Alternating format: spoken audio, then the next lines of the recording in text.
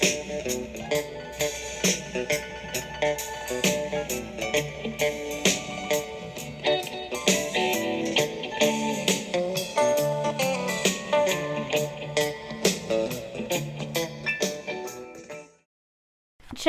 1. And I'm about to go to sleep, but that's okay. I seem to be standing. Well, wake yourself up. Stop. What was that? I woke you up. I seem to be standing. This, is not waking somebody up. It made me mad. Freaking out. It made you mad, too. I seem to be standing in a busy queue by the side of a long, mean street. A bus is like a line. A queue. Is it on Mean Street? No, along Mean Street. It's a mean street. So it's angry. Yeah, not like... It's angry. All right, but a queue is like a long line of people, like waiting at Carowinds for the roller coaster or whatever. I mean, it's not that long unless you're like... All right, listen. Just listen to the description. Okay. Evening was just closing in, and it was raining. I had been wandering for hours in similar mean streets.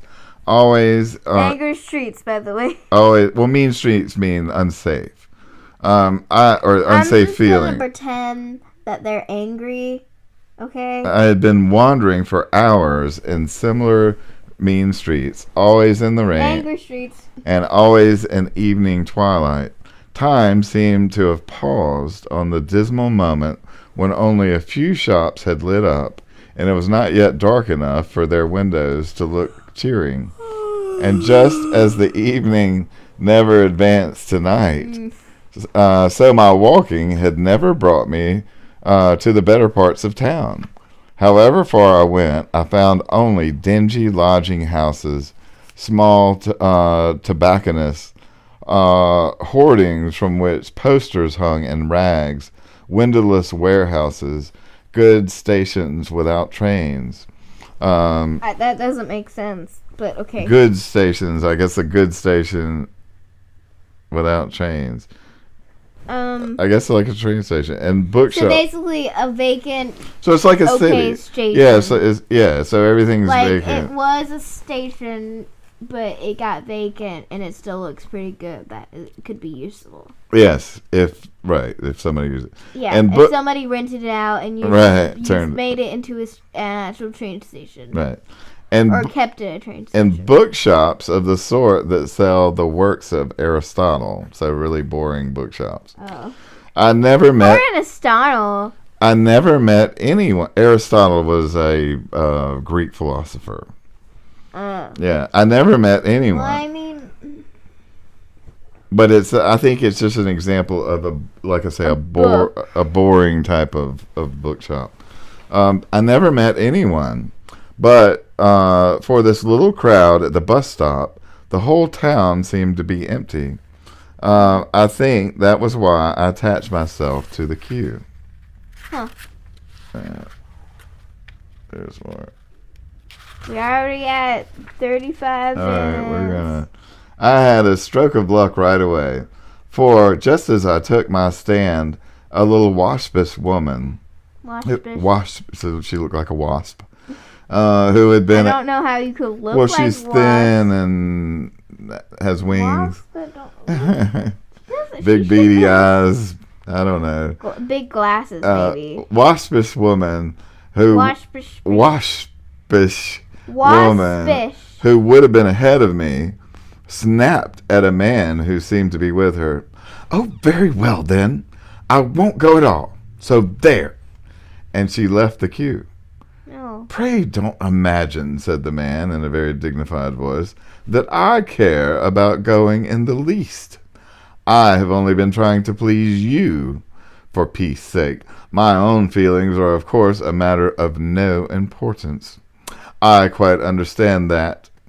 And suiting the action to the word, he also walked away. Come, I thought, that's 2 places gained. I was now next to a very short man with a scowl who glanced at me with an expression of extreme disfavor and observed rather unnecessarily loudly that the man behind him, This sort of thing really makes one think twice about going at all. What sort of thing? Growled the other, a big beefy person. Well, said the short man, this is hardly the sort of society that I'm used to as a matter of fact. Huh, said the big man, and then added with a glance at me, don't you stand any sauce... Show me the glance. Like, anyway, don't you stand any sauce from him, mister. You're not afraid of him, are you? Then, seeing I made no move, he rounded suddenly at the short man and said, not good enough for you, are we? Like your lip?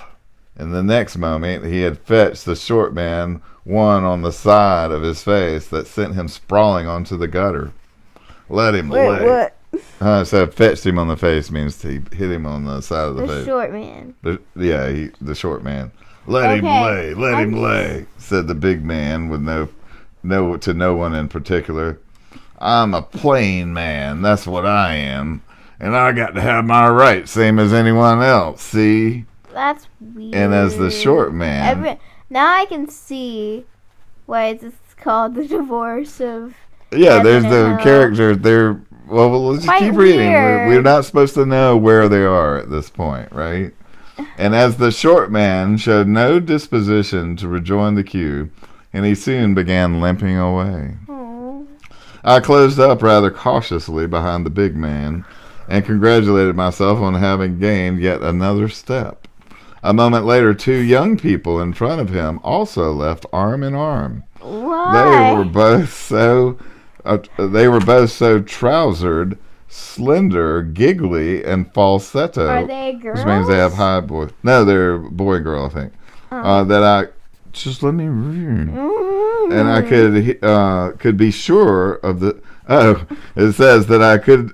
He would say they were so slender, giggly, and falsetto that I could be sure of the sex of neither. But it was clear that each, for the moment, preferred the other to the chance of a place in the bus. Oh. We shall never all get in, said a female voice with a whine and We shall never get in. Thank you. Thank you. From some 4 places ahead. Change places with you for $5 bob. For $5 bob, lady. Oh, wait, that's a man. Change places with you for $5 bob, lady. You know, a bob is like a pound or whatever. We never learned all the different. I know. But it's British. It's like a pound, a $5 bob. I think it's like $5 or something. Said someone else. I heard the clink of money. 8 pounds is. Well, apparently a bob is a coin. Yeah. I heard the clink of money and then a scream in the female's voice mixed with roars of laughter from the rest of the crowd. And they're going like, oh, ha, ha, ha. And the cheated woman leapt out of her place to fly at the man who had bilked her. But the bilked means to cheat someone. So obviously he didn't give her enough money or what he had promised. But the others immediately closed up and flung her out. Oh. So what, with one thing or another, the queue had reduced itself to manageable proportions long before the bus arrived. It was a wonderful vehicle, blazing with golden light, heraldically colored. So colored heraldically. That is a hard word. Heraldically. So it heralded itself, in other words, as it like my with its cousin. colors. The driver himself seemed full of light. And he used only one hand to drive with. The other he waved before his face as if to fan away the greasy steam of the rain. A growl went up from the queue as he came in sight. And this is he does this a bunch. It's a bunch of different comments from different people. Looks as if he's had a good time of it, eh? Bloody pleased with himself, I bet. My dear, why can't he behave naturally? Thinks himself too good to look at us. What does he imagine he is? All that gliding in purple, I call it a wicked waste. Why don't they spend some of the money on their house property down here? God, I'd like to give him one in the ear hole. I could see nothing in the countenance of the driver to justify all this, unless it were that he had a look of authority and seemed intent on carrying out his job. My fellow passengers fought like hens to get on board, but the bus, though there was plenty of room for all of us, I was the last to get in. The bus was only half full, and I had selected a seat at the back. So isn't that interesting? That was one of the reasons that people left, was because they just assumed that there wasn't enough room, when in fact there was plenty of room. Oh. You get it? Allegory. The bus was already half full. I selected a seat at the back, well away from the others. But a tousled-haired youth at once came and sat down beside me, and as he did so, we moved off.